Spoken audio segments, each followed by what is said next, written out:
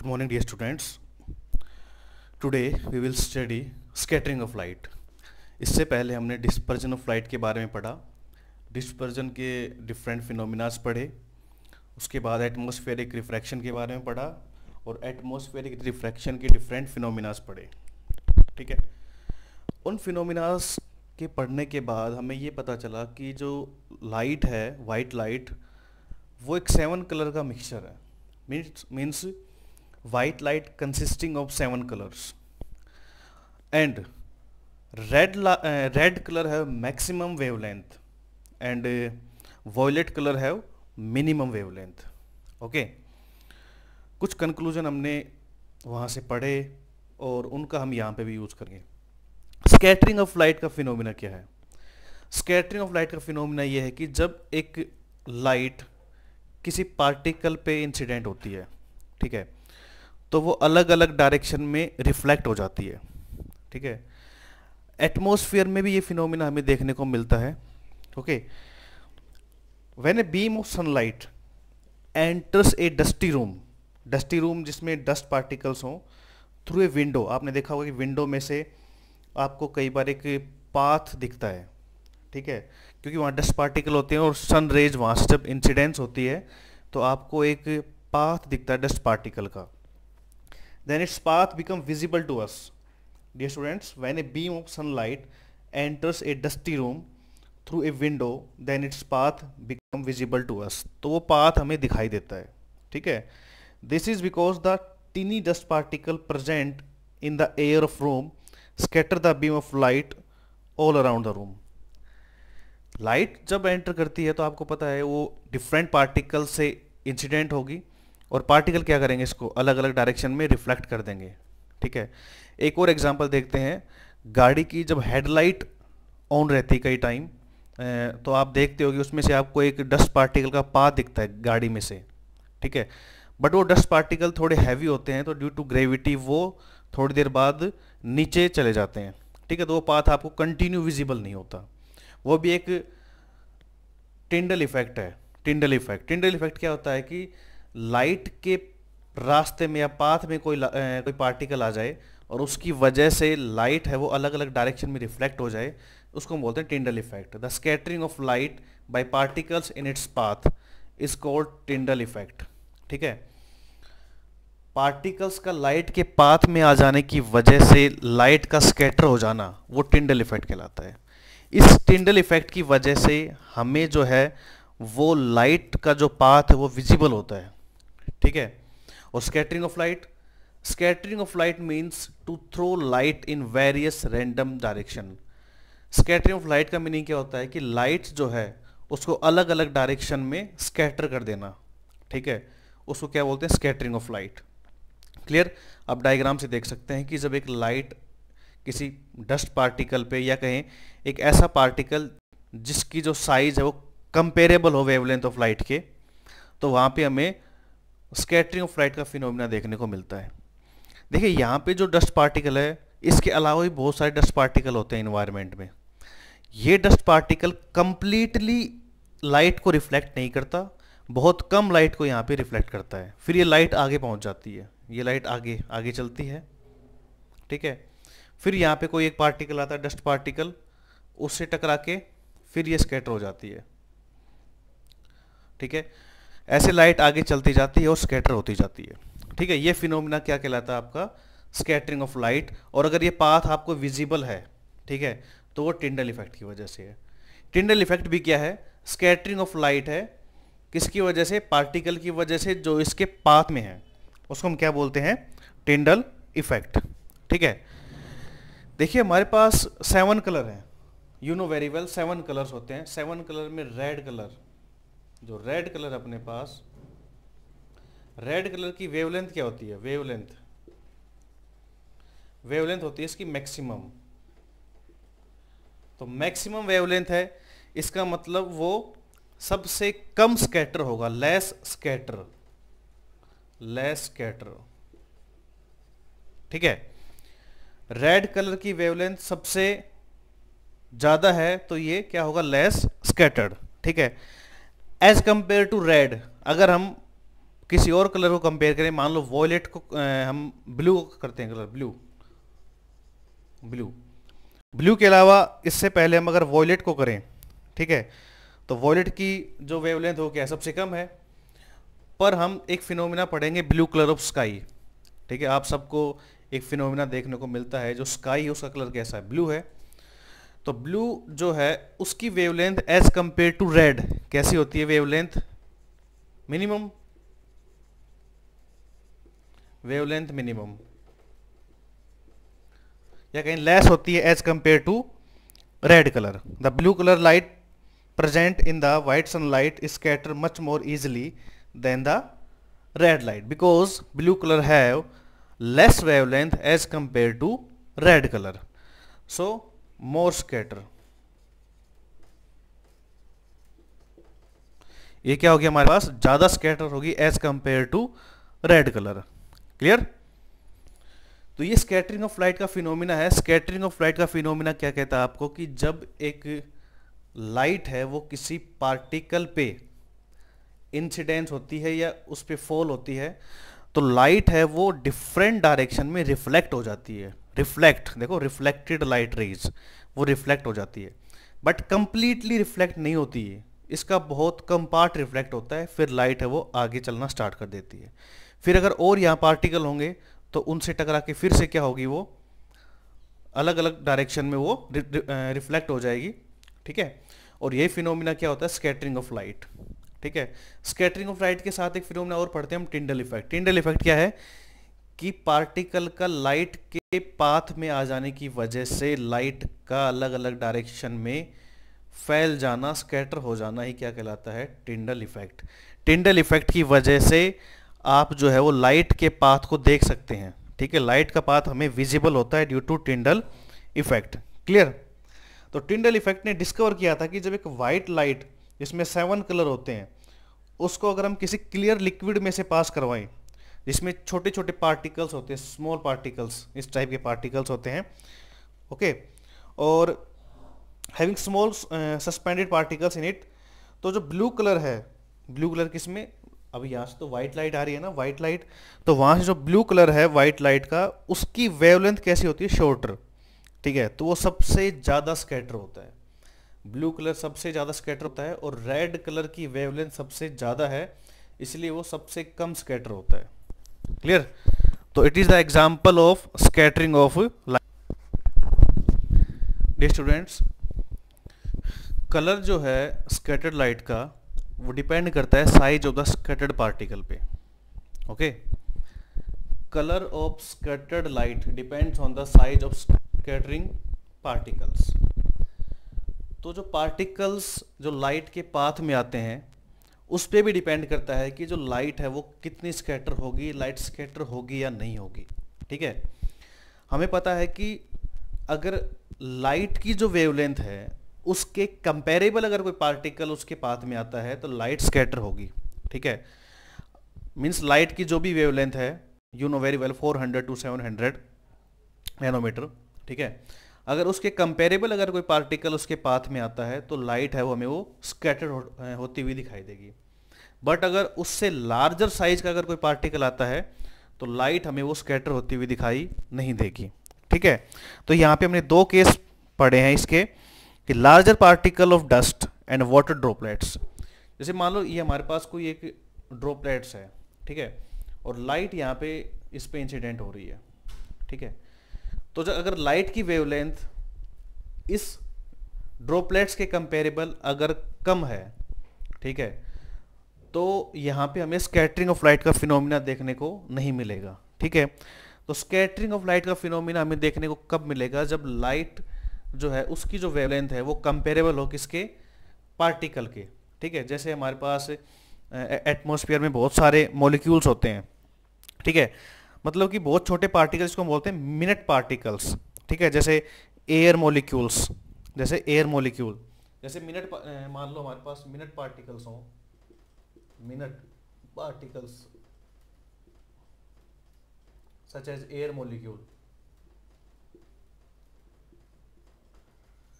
अगर air molecule present हो और लाइट अगर उन मॉलिक्यूल्स पे इंसिडेंस होती है तो हमें लाइट है वो स्कैटर होती हुई दिखाई देगी, ठीक है।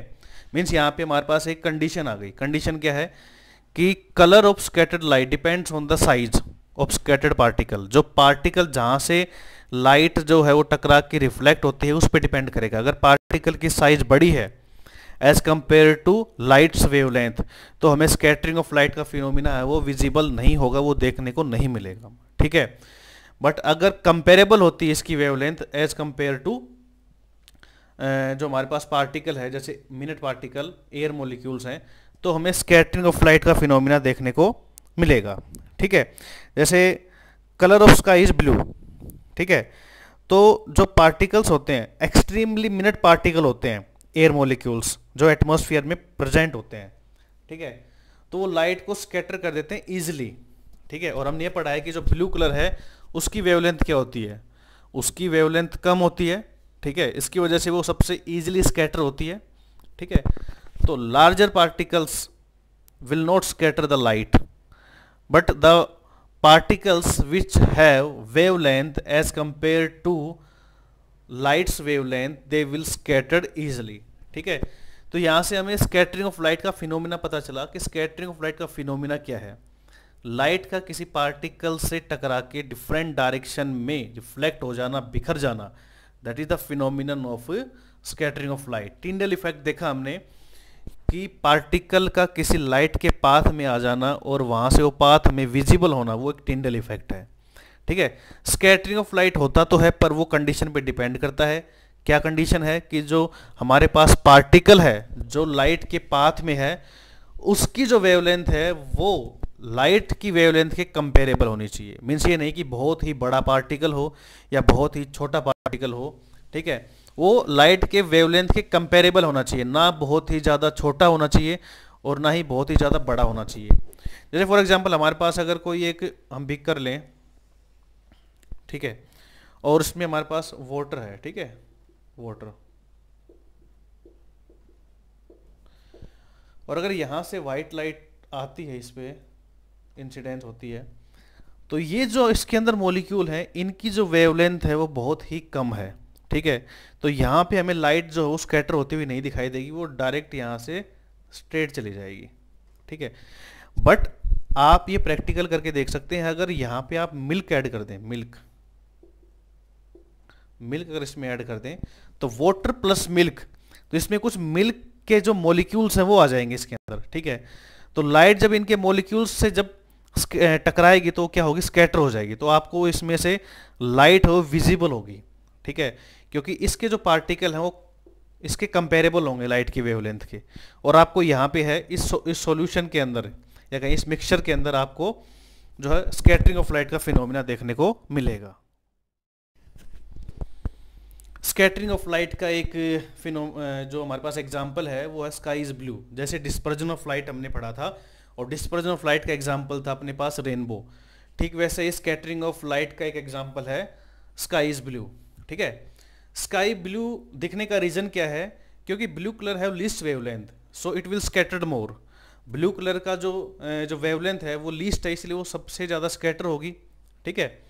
और जो एटमॉस्फेयर में जो मॉलिक्यूल्स हैं, एयर मॉलिक्यूल्स, उनके प्रेजेंस की वजह से वो लाइट जब उन पे इंसिडेंट होगी तो लाइट क्या होगी, स्कैटर होगी, ठीक है, जिसकी वजह से हमें स्काई है वो ब्लू दिखाई देता है। क्लियर? ये एक फिनोमिना है जो स्कैटरिंग ऑफ लाइट का एग्जाम्पल है।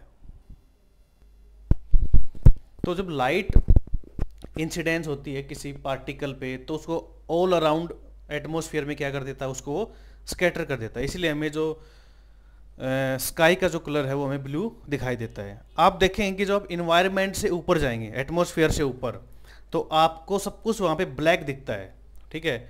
जो एस्ट्रोनॉट्स होते हैं, एस्ट्रोनॉट्स जब जाते हैं यूनिवर्स में, ठीक है, तो जब वो देखते हैं कि जो ऊपर का जितना भी अपने पास जो पार्ट है वो उनको ब्लैक दिखाई देता है इंस्टेंट ऑफ ब्लू की बजाय। क्यों?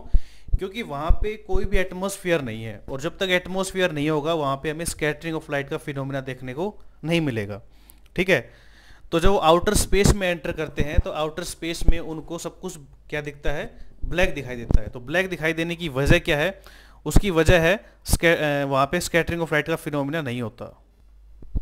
सो अगर अर्थ के पास एटमॉस्फेयर नहीं होता तो if earth does not have atmosphere तो हमें भी सब कुछ क्या दिखता, ब्लैक। क्योंकि डियर स्टूडेंट्स, जो भी हमें फिनोमिना दिख रहे हैं, ठीक है, स्काई इज ब्लू, ठीक है, और सन हमें सनसेट के टाइम हमें रेडिश दिखाई देता है, वो सब किसके इफेक्ट हैं? वो स्कैटरिंग ऑफ लाइट के इफेक्ट हैं। देखिए जो रेड कलर है उसकी वेवलेंथ सबसे ज़्यादा है, ठीक है, तो वो सबसे कम स्कैटर होता है, ठीक है।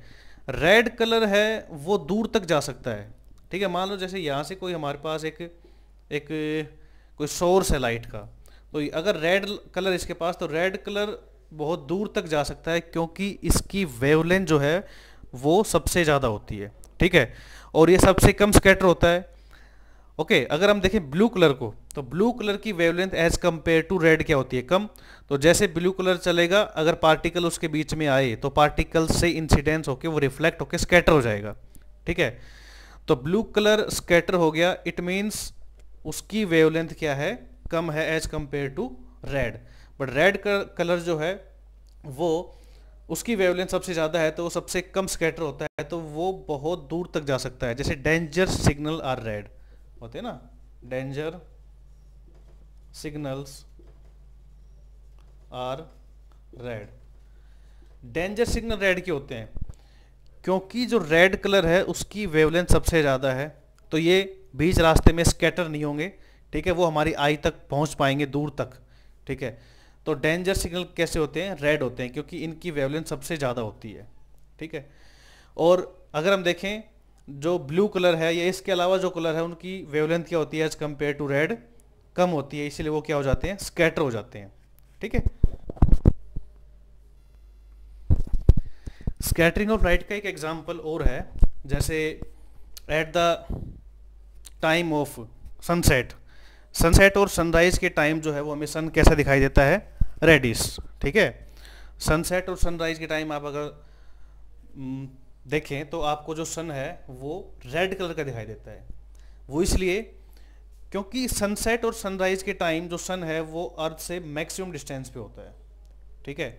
सन जो है वो अर्थ से मैक्सिमम डिस्टेंस पे होगा, तो वहाँ से जब लाइट आती है, ठीक है, तो मोस्ट ऑफ द जो कलर हैं वो रास्ते में क्या हो जाते हैं? स्कैटर हो जाते हैं क्योंकि उनकी वेवलेंथ कम है। बट रेड कलर की वेवलेंथ क्या है? सबसे ज़्यादा है, इसलिए वो लॉन्ग डिस्टेंस ट्रैवल कर सकता है, इसलिए रेड कलर ही हम तक पहुंच पाता है और बाकी सारे कलर क्या हो जाते हैं? स्कैटर हो जाते हैं, ठीक है। बट जैसे ही सन जस्ट अपने ओवरहेड, जस्ट हमारे ऊपर आता है, मीन्स जस्ट अर्थ के जस्ट ऊपर, उस टाइम में वो वाइट दिखाई देता है। क्यों? क्योंकि रिलेटिवली यहाँ पे जो डिस्टेंस थी उससे कम डिस्टेंस यहाँ पे है, तो यहाँ पे भी लाइट तो स्कैटर होती है ब्लू कलर, बट वो बहुत कम स्कैटर होती है। मोस्टली जो कलर है उनका मिक्सचर ही हम तक पहुँचता है, मीन्स वाइट लाइट ही हम तक पहुँचती है। बट ये जो हमारे पास डिस्टेंस है ये बहुत ही ज़्यादा है जब सनसेट और सनराइज के टाइम, ठीक है, उस टाइम सन है वो अर्थ से मैक्सिमम डिस्टेंस पे होता है, उस टाइम मोस्टली कलर हैं वो स्कैटर हो जाते हैं, ठीक है। But red colour will not scatter because it have maximum wavelength, so it is visible to us. Red colour हमें दिखाई देता है, इसलिए सनसेट और सनराइज के टाइम आपको जो सन है वो रेडिश दिखाई देता है। But in noon it is over head to us, so 7 colour mixture of 7 colour we can see, means white light, हमें वाइट लाइट ही वहाँ पे दिखाई देती है। तो ये हमारे पास स्कैटरिंग ऑफ लाइट का फिनोमिना था। स्कैटरिंग ऑफ लाइट क्या होती है कि लाइट का किसी पार्टिकल से टकरा के डिफरेंट डायरेक्शन में स्कैटर हो जाना, बिखर जाना, that is the scattering of light. Dear students, there are difference between dispersion and scattering. Dispersion में क्या था? एक वाइट लाइट है वो 7 कलर में स्प्लिट हो रही थी, बट स्कैटरिंग ऑफ लाइट में जो लाइट है वो किसी पार्टिकल से टकरा के डिफरेंट डायरेक्शन में रिफ्लेक्ट हो रही है, ठीक है, स्कैटर हो रही है, ठीक है, वो किसी एक पर्टिकुलर कलर में स्कैटर होती है, बिखर जाती है, ठीक है। तो जो स्काई उसका कलर हमें ब्लू दिखाई देता है, उसकी वजह क्या है? Scattering of light. एक हमने बताया कि सनसेट और सनराइज के टाइम आपको सन वो कैसा दिखाई देता है? रेड। वो भी किसका एग्जाम्पल है? स्कैटरिंग ऑफ लाइट का। टिंडल इफेक्ट हमने देखा। टिंडल इफेक्ट क्या है कि जब लाइट है वो जब ट्रैवल करती है तो उसके पाथ में पार्टिकल्स के आने की वजह से वो पाथ में विजिबल हो जाता है, that phenomena is known as the Tyndall effect. Okay, तो इस चैप्टर में हमने मोस्टली पार्ट कवर कर लिया है, ठीक है। इसके बाद हम जो चैप्टर में जो पढ़ेंगे वो हम पढ़ेंगे आई डिफेक्ट पढ़ेंगे, ठीक है। एक पार्ट और बचता आपका आई डिफेक्ट और आई, अदरवाइज जो रिफ्रैक्शन का फिनोमिना था मोस्टली हमने कवर किया है। हमने प्रिज्म के बारे में पढ़ा, ठीक है। उसके बाद हमने डिस्पर्जन ऑफ लाइट और उसके एग्जाम्पल रेनबो के बारे में हमने पढ़ा। आफ्टर दैट एटमॉस्फेरिक रिफ्रैक्शन और उसके examples. After that scattering of light, and example of scattering of light is why the sky is blue and at the time of sunrise and sunset sun appear red. These are the examples of scattering of light. Okay students, thank you.